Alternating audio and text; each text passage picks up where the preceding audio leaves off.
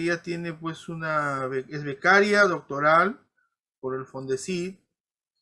y además pues es miembro de nuestra Sociedad Peruana de Farmacología. El día de hoy nos va a honrar con su ponencia titulada Fitofarmacología en la enfermedad de Alzheimer. Doctora, adelante. Muchas gracias, doctor Fabricio, y agradecer por la invitación a este importante congreso, sobre todo para la farmacología en nuestro país, ¿no? Bueno, como podemos entender, este es un tema bastante amplio, digamos que para poder entender lo que vamos a presentar esta mañana, empiezo con esto, ¿no? La fitofarmacología en la enfermedad de Alzheimer habría que dividirlo pues en 3 puntos, ¿no? Para propósitos de esta presentación, pues tenemos la fisiopatología del Alzheimer como tal, la farmacología propiamente dicha que se asocia a los mecanismos de acción de la enfermedad de Alzheimer y pues la parte fitofarmacológica o la parte fitoquímica que está asociada a la búsqueda de principios activos, ¿no? Como digamos que por fines didácticos voy a empezar por la parte final, que es la parte fisiopatológica de la enfermedad de Alzheimer, pero en el ámbito de la farmacología experimental, pues esto es un círculo, ¿no? Constantemente empezamos desde los principios activos que vienen pues de fuentes como la etnofarmacología y nos puede llevar a una multitud de disciplinas que nos ayudan a poder entender estos procesos. Entonces, si empezamos hablando por el Alzheimer como patología, hay que entender que forma parte de un grupo de enfermedades o un grupo de patologías más grandes que son las demencias. Las demencias o este término demencia que actualmente se le atribuye la condición de síndrome, justamente porque es un término paraguas en el que se puede describir una gran cantidad de síntomas que están asociados, lógicamente, con el deterioro cognitivo. Además de eso, se pueden apreciar no solamente al Alzheimer dentro de este conjunto de patologías llamadas demencias, sino a otras como la demencia vascular, la demencia de los cuerpos de Lewy y la demencia frontotemporal. La más común es la demencia de la enfermedad de Alzheimer, pero lo que se suele ver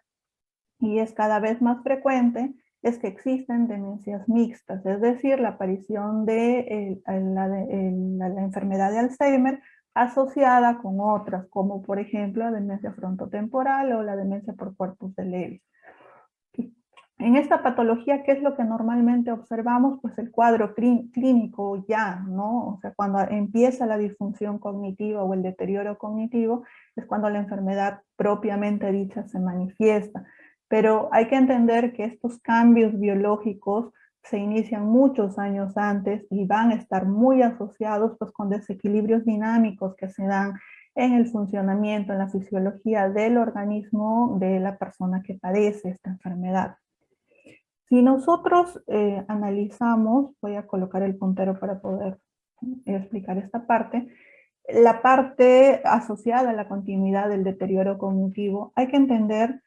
que dentro de lo que es el deterioro cognitivo, que finalmente es lo que lleva a la demencia severa, que es lo que se suele apreciar en la enfermedad de Alzheimer, habría que dividir pues este deterioro en función a cómo afecta a la vida diaria del paciente. Podemos apreciar que hay una primera etapa donde el deterioro cognitivo pues es leve y no hay una afectación a las funciones de la vida diaria de nuestro paciente o del paciente en general, pero esto va progresando hacia una afectación de 2 o más funciones cognitivas que pueden llevar finalmente hacia la demencia severa. Ahora, este punto de corte, que es el deterioro cognitivo leve, es el gran factor de riesgo para la aparición de demencias como la enfermedad de Alzheimer. Nuestro trabajo dentro del área de la farmacología experimental es poder encontrar nuevas rutas farmacológicas que puedan ayudar a prevenir nuevos casos o a identificar tempranamente nuevos casos de deterioro cognitivo leve para poder prevenir de esta forma la aparición de demencias como la enfermedad de Alzheimer. Ahora, existe también una disparidad de género dentro de esta enfermedad, en la que se puede apreciar que aproximadamente 2/3 de los pacientes que la padecen pues son mujeres, También tenemos una disparidad en la parte étnica, donde se puede apreciar que afrodescendientes o población hispana de edad avanzada, si la comparamos, por ejemplo, con la población de etnia caucásica, la probabilidad de padecer Alzheimer en estos grupos étnicos es mucho mayor, y sobre todo en pacientes con edad avanzada. También otro tema que hay que tener en cuenta dentro del desarrollo o de la investigación farmacológica asociada a la enfermedad de Alzheimer, pues está la poca representatividad dentro de los estudios clínicos que tienen los grupos étnicos, por lo que sería, bueno, en este caso importante resaltar la necesidad de que se pueda representar a estos grupos para poder tener pues unas respuestas orientadas a las condiciones particulares de cada grupo étnico o de cada grupo racial. Ahora, cuando nosotros hablamos de la enfermedad de Alzheimer, hay que tener en cuenta que se asocia directamente con la edad y con el proceso de envejecimiento. Pero hay que recordar que el proceso de envejecimiento es un proceso que se va a generar y que se suele generar de manera fisiológica y de manera natural en todo organismo vivo. Este envejecimiento puede ser sano o puede ser patológico. Y ahí viene pues la gran pregunta y la importancia justamente de la exposición crónica a ciertos factores. Como podemos ver, el equilibrio entre un envejecimiento sano y un envejecimiento patológico va a estar asociado con la aparición de factores, como ya lo dije, factores de riesgo y factores protectores. Si hablamos de factores tanto de riesgo como factores protectores, hay que reconocer lo que habíamos mencionado, que al final de la vida, en personas de edad avanzada, que es la forma general en la que se expresa la enfermedad, es lo que nosotros vemos, es como la punta del iceberg, pero todo esto comienza desde el inicio de la vida en muchos casos. Hay que entender que existen factores de riesgo, como por ejemplo la expresión de algunos genes, como el de la polipoproteína E, por ejemplo, que en aquellas personas que la expresan, que expresan uno o dos de estas mutaciones, pueden tener hasta 12 veces más expresión o más probabilidad de generar la enfermedad de Alzheimer que aquellas que no lo tienen. La carga familiar, la historia familiar, y sobre todo la historia familiar en primer grado, también es una carga que inicia con la vida de la persona. Ahora, existen otros factores que son comunes no solamente para la enfermedad de Alzheimer, sino para otras enfermedades de tipo crónico, como son los estilos de vida. Un estilo de vida, una dieta poco saludable, el consumo de tabaco, el consumo de alcohol, suelen ser pues factores considerados dentro del grupo de riesgo. Existen también la aparición de enfermedades crónicas como es la obesidad, la hipertensión, la dislipidemia, que nosotros aquí podríamos estar ya hablando de, por ejemplo, el síndrome metabólico, ¿no? Como un factor que podría estar asociado, un factor de riesgo asociado a que puedan aparecer estas enfermedades. Dentro de las patologías del sistema nervioso central que se predisponen como factores de riesgo, pues tenemos a la depresión. Finalmente, estos factores de riesgo pueden llevar como respuesta, digamos, terminal a todo este conjunto de años expuestos a esto, a un daño neuronal e incluso a insuficiencias vasculares que probablemente se originaron por disfunciones endoteliales muchos años antes, ¿no? Pero tenemos el otro grupo de factores que son los factores protectores, que están asociados a la actividad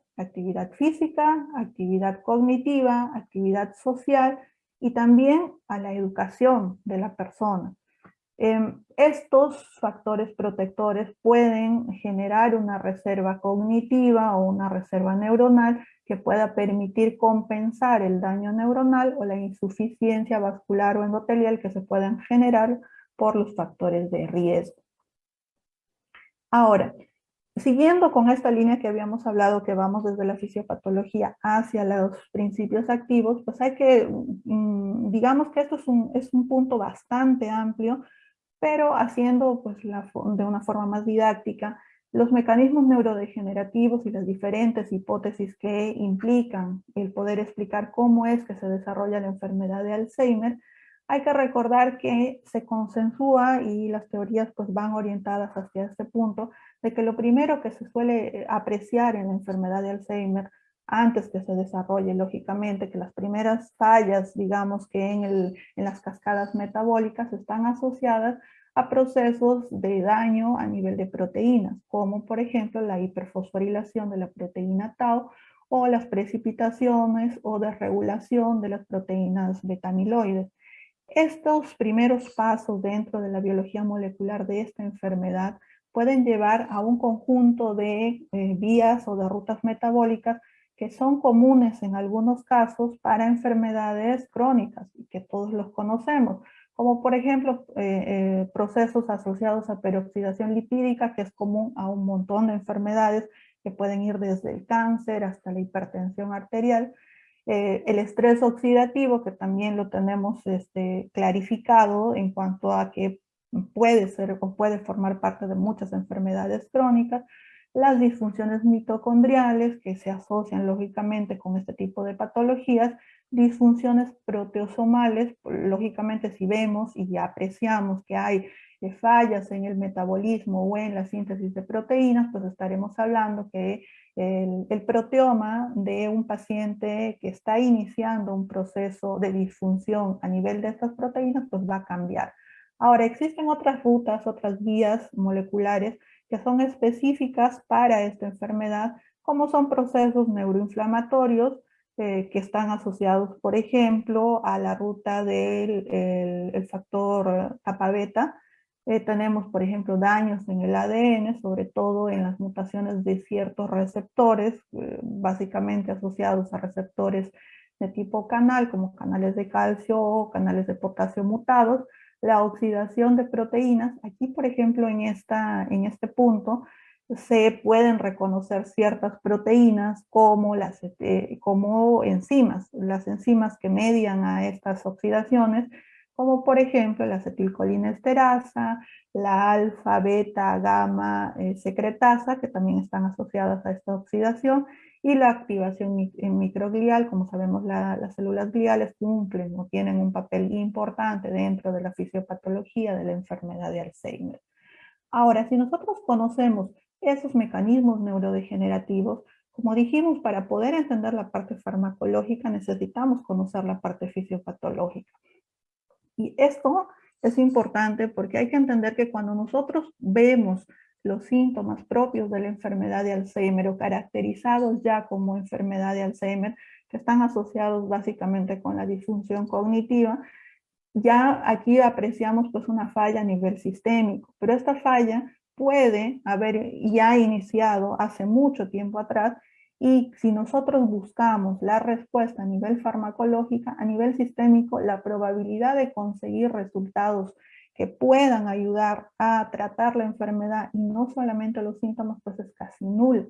Sin embargo, conforme nosotros vayamos especializando más el tejido hacia donde nos vamos a orientar para la búsqueda de un tratamiento en la enfermedad de Alzheimer, si la orientamos, por ejemplo, hacia órganos, tejidos a nivel celular, o si se puede hacer el tratamiento a nivel molecular, vamos a encontrar pues la probabilidad de respuestas farmacológicas mucho más específicas y mucho más tempranas para poder evitar justamente que solamente la terapia, como es actualmente, esté orientada a reducir los síntomas o mejorar la calidad de vida del paciente con enfermedad de Alzheimer. Entonces, cuando hablamos de las rutas farmacológicas en la enfermedad de Alzheimer, que básicamente es la terapia en farmacología experimental que buscamos con la fitofarmacología, están asociadas a tres grandes cosas. Primero, a la inhibición de enzimas o activación, digámoslo así, modulación de ciertas enzimas. Por ejemplo, en el caso de la acetilcolinesterasa, aquellos productos que puedan inhibir esta enzima, a la regulación justamente de la oxidación de las proteínas, que son pasos iniciales en el desarrollo de la enfermedad de Alzheimer, y lógicamente este gran grupo de vías metabólicas que podrían proteger contra el estrés oxidativo o con la regulación de la actividad antioxidante que está asociado pues con la reducción o reducir los radicales libres, especies reactivas de oxígeno o especies reactivas de nitrógeno. Ahora, En la ruta molecular, cuando hablamos de las vías moleculares y de los blancos farmacológicos donde se puede hacer investigación, no solamente fitofarmacológica, no solamente con moléculas que provengan de vegetales, sino con moléculas que pueden haber sido sintetizadas en un laboratorio, la primera diana farmacológica, por el inicio, observando la cascada de eventos que ocurren en la enfermedad de Alzheimer, el primer punto de acción sería la modulación de la actividad de las enzimas, tanto la modulación de quinasas, como ya lo mencioné, la acetilcolinesterasa, una inhibición, las inhibiciones de estas dos enzimas, la beta y la gamma secretasa, y la activación pues, de esta enzima que es la alfa secretasa. Pues lo primero que se estudia dentro de la cascada modulatoria en la enfermedad de Alzheimer. Como un segundo blanco farmacológico se tiene, por el orden en el que se presentan los eventos, aquellos fármacos o aquellas moléculas con actividad biológica que puedan generar una disminución de la placa beta-amiloide, que son pues, fármacos conocidos como beta-amiloidogénicos, y tenemos un gran grupo de fármacos que son, o de moléculas farmacológicamente activas, que ojo, aquí no necesariamente tienen que ser moléculas como medicamentos como tal, sino también aquí entran pues los nutracéuticos, entran los fitofármacos y una variedad de moléculas que pueden cumplir funciones antioxidantes, que pueden ayudar a modular la actividad antiinflamatoria, sobre todo la neuroinflamación, y como habíamos hablado, la modulación de estos canales iónicos que normalmente en el desarrollo de esta enfermedad se pueden encontrar hiperexcitados y se pueden encontrar canales iónicos que presentan mutaciones a nivel de daño en la expresión de esos receptores que pueden llevar a que no se obtengan las respuestas esperadas dentro de la fisiología del sistema nervioso central. Finalmente, el poder, tener este punto, este grupo de fármacos nootrópicos, que son fármacos básicamente asociados a poder tener una respuesta cognitiva favorecida, ya viene en la última parte de la cascada de evolución de la enfermedad, porque en este punto lo que se busca pues, es tratar de disminuir las disfunciones cognitivas que ya son visibles, porque hasta este punto pues todo esto no se puede ver. Una persona que está desarrollando fallas en estos mecanismos y en estas dianas farmacológicas, pues no se ve. Recién podemos apreciar la enfermedad cuando ya está en este punto, cuando ya se pueden utilizar nootrópicos, pero sin embargo hay otras dianas farmacológicas que pueden hablar de un inicio temprano en el tratamiento farmacológico de la enfermedad de Alzheimer. Ahora, como habíamos visto, estamos hablando de la enfermedad como tal, la fisiopatología y los mecanismos de acción asociados, las dianas farmacológicas, y ahora hay que ver y tenemos que ver de dónde salen los principios activos. Dentro de la parte farmacológica, para la obtención de principios activos dentro de la enfermedad de Alzheimer, tenemos que poder valernos de ciertas disciplinas, como por ejemplo la etnofarmacología, que nos permite obtener conocimientos ancestrales y poder llevarlos dentro de ciertos pues, procesos relacionados con el método científico a poder ser probados dentro de la ciencia o dentro de los laboratorios, ¿no? Entonces, cuando nosotros hemos revisado los inventarios etnofarmacológicos relacionados a la enfermedad de Alzheimer, como tal, lógicamente, al ser una enfermedad pues, que no ha existido en tiempos como tal, con ese nombre, en tiempos antiguos en nuestro país, pues lo que encontramos es que los inventarios etnofarmacológicos nos reportan básicamente plantas con uso tradicional para tratar problemas de memoria o para tratar el olvido, como lo documentan algunos inventarios, ¿no?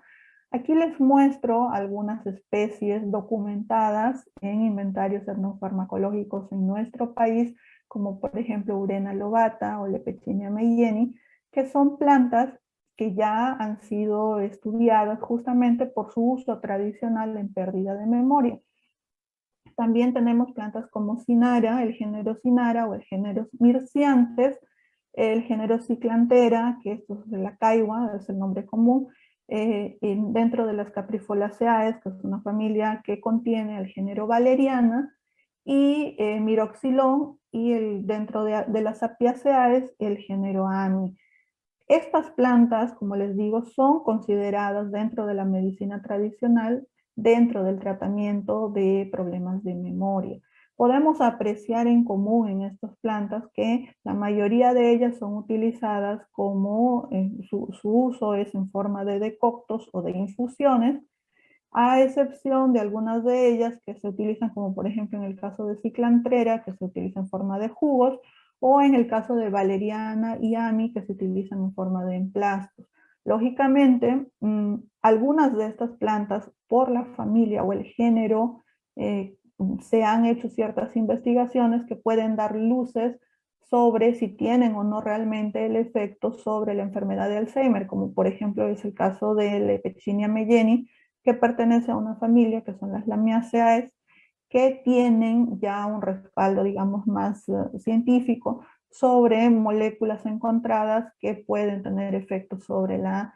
farmacología o sobre el tratamiento de la enfermedad de Alzheimer, ¿no? Esto lo recalco porque, si bien es cierto, he buscado investigaciones sobre estas plantas tradicionalmente utilizadas,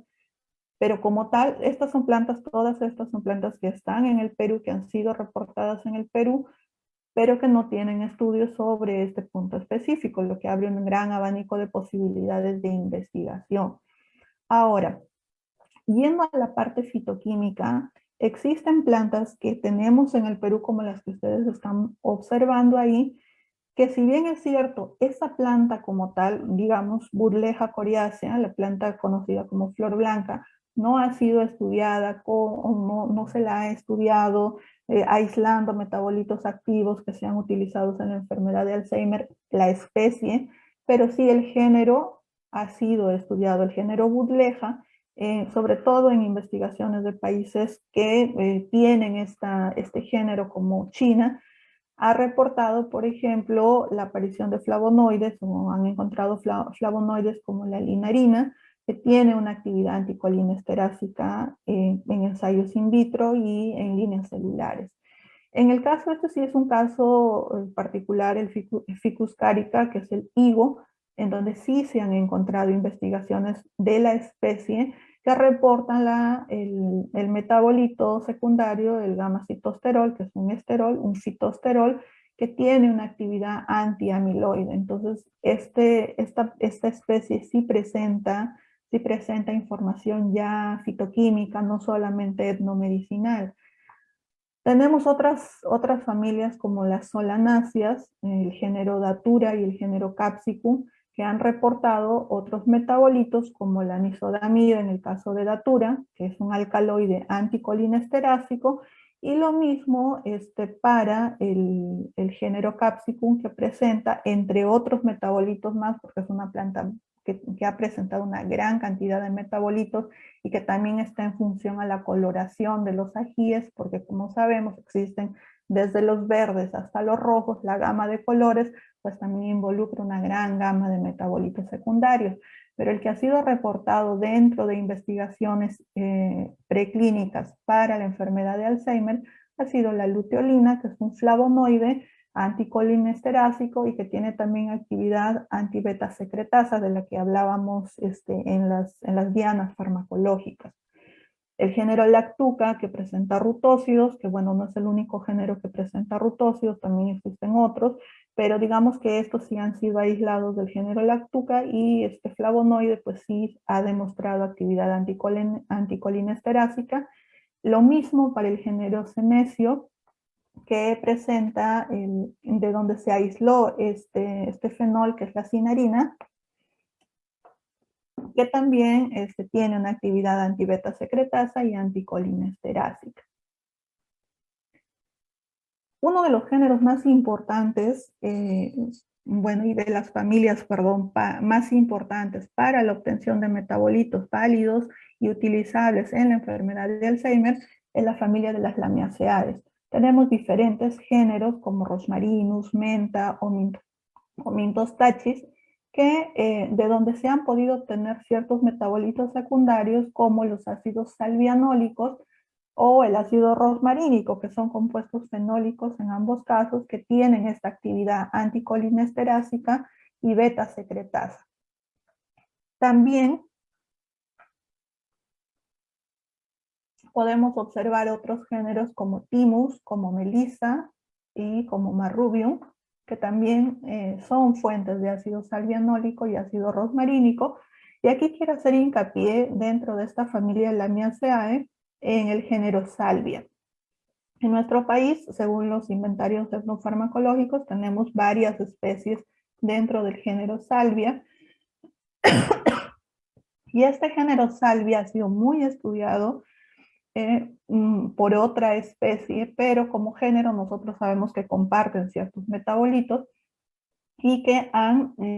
son fuentes abundantes de estos dos compuestos fenólicos y que son en realidad una gran gama de posibilidades para poder encontrar si efectivamente estas especies peruanas como Salvia cuspidata, Salvia discolor, Salvia sagittata, Salvia macrófila, poseen estos ácidos salvianólicos porque dentro de ellos hay varios tipos, varias isoformas, y ver cuál de ellas tienen, o de repente se puede encontrar un nuevo ácido salvianólico o un nuevo compuesto fenólico que presenten mejores resultados que tal vez los ya reportados en otras especies del mismo género. Entonces aquí se abre una amplia gama de posibilidades de investigación farmacológica gracias a la riqueza pues, y a la biodiversidad de nuestro país. Otro género que también nos abre una gran posibilidad de investigación son las acacias y las eritrinas que pertenecen a la familia de las fabáceas.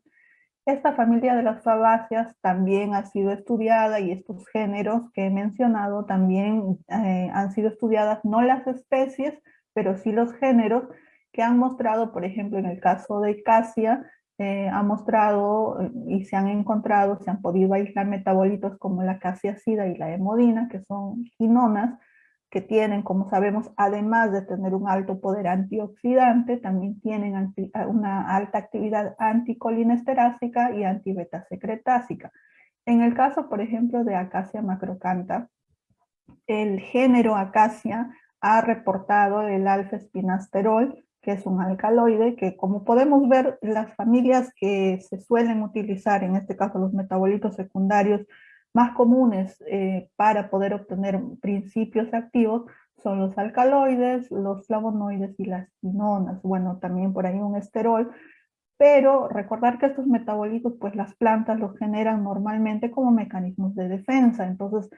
hay que utilizar y hay que favorecer el uso de estas investigaciones, como por ejemplo en el caso de eritrina, que se ha podido, en este género se han podido dilucidar dos estructuras que son la erizotina y la eritralina como alcaloides anticolinesterásicos básicamente.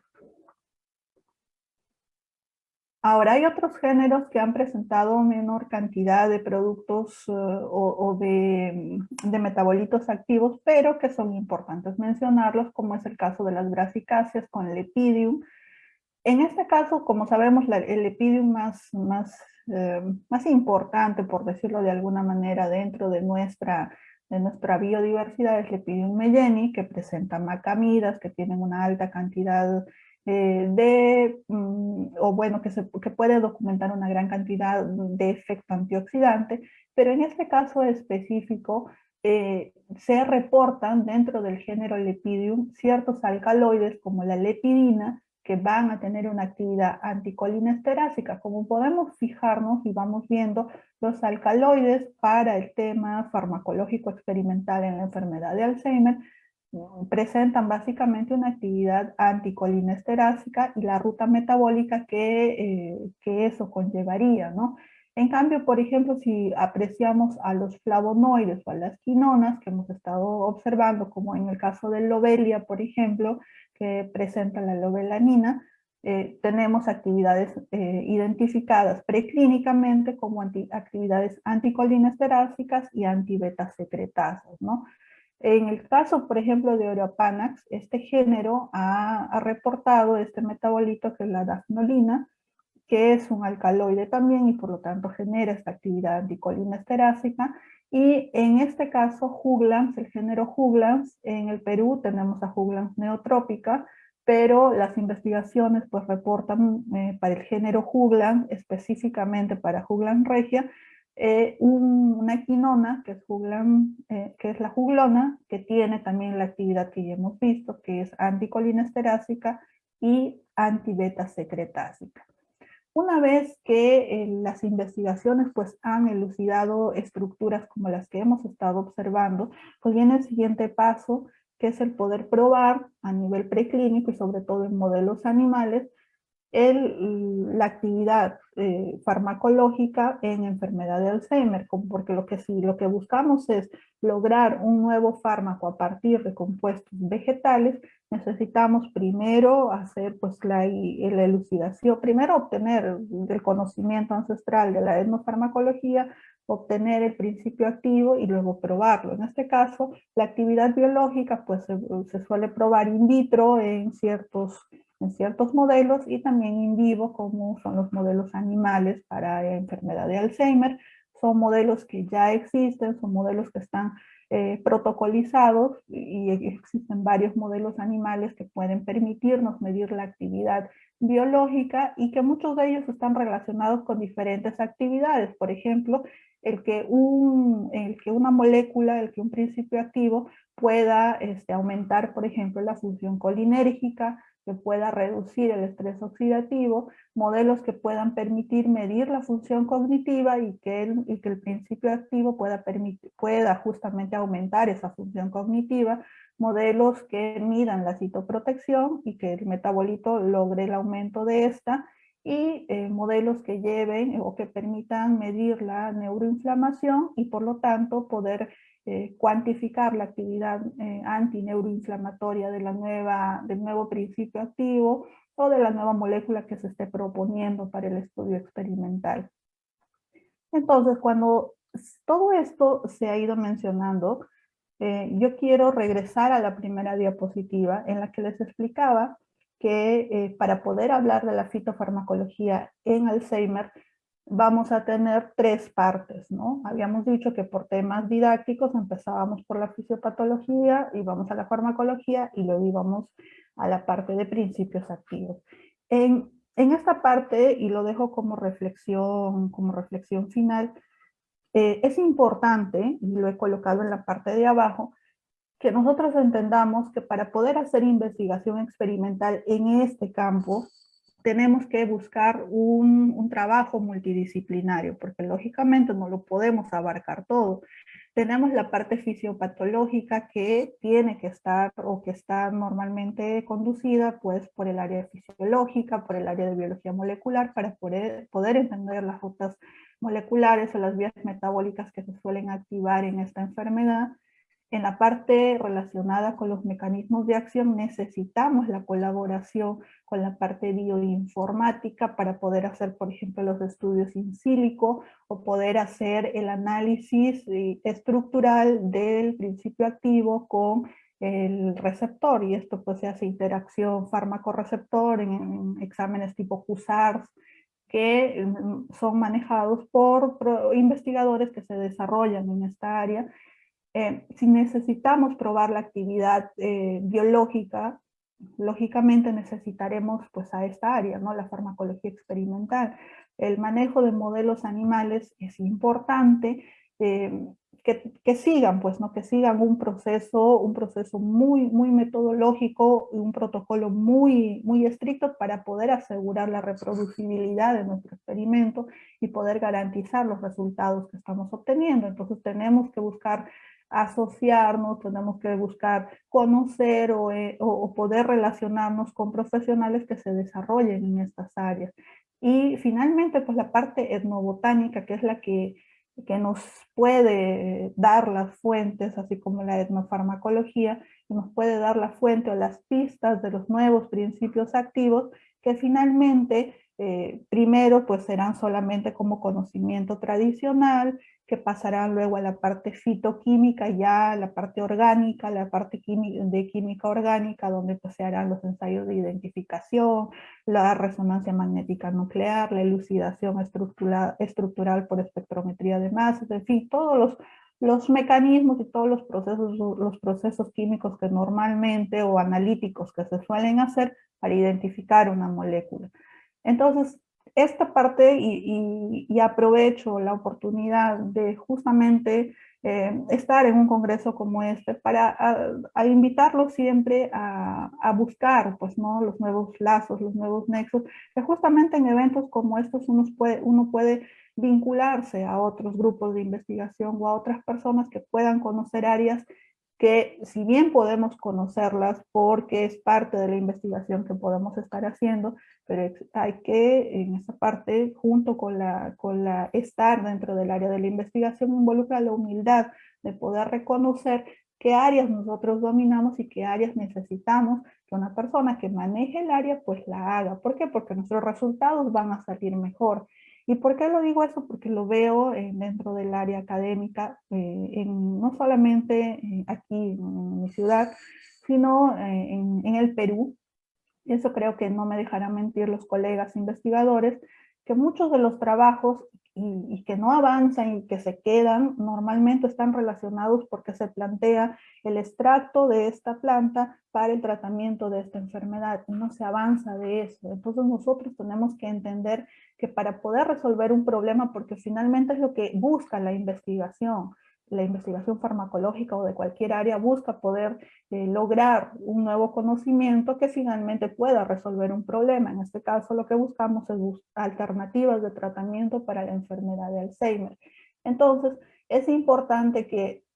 pueden haber trabajos muy buenos sobre extractos de plantas que se van a presentar y que muchas veces se quedan olvidados en algún repositorio porque de ahí no pasaron, porque de ahí probablemente el estudiante de pregrado hizo su tesis, encontró ciertos resultados prometedores, pero como no se enganchó esos resultados a otras líneas de investigación que puedan seguir indagando más sobre esos primeros resultados, pues se pierde y se queda en el repositorio que esta planta sirve para esta enfermedad y no se avanzó más. Entonces, esa es mi reflexión respecto a este punto, porque justamente es un congreso sobre farmacología y que es importante que nosotros aprovechemos las ventajas que tenemos y minimicemos las desventajas que tenemos. Una de las principales ventajas que tenemos los peruanos y los investigadores peruanos es la facilidad de acceder a la diversidad biológica vegetal y no solamente vegetal, también animal y mineral, para poder obtener nuevos principios activos, cosa que no lo tienen investigadores de otras partes del mundo. Pero tenemos una desventaja grande que está relacionada pues con los recursos, ¿no? Con los recursos y el acceso a ciertos procesos analíticos que son realmente caros y que podrían,